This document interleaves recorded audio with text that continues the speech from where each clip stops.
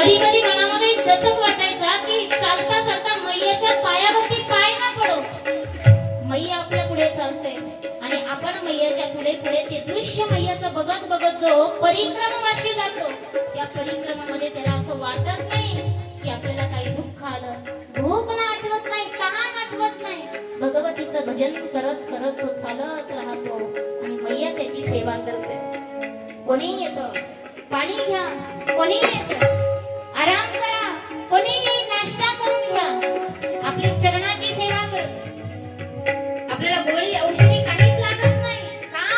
कारण त्या ठिकाणी पवित्र नर्मदेचं जल आपल्याला दररोज औषधी रूपामध्ये प्राप्त होतं. दिवसभर चालून चालून थकला, रात्री आश्रमावर जाऊन पूजा विधी झाल्यानंतर भोजन प्रसादी ग्रहण केली की रात्री मैयानं यावं आणि त्या भक्ताची चरण दाबून द्यावं.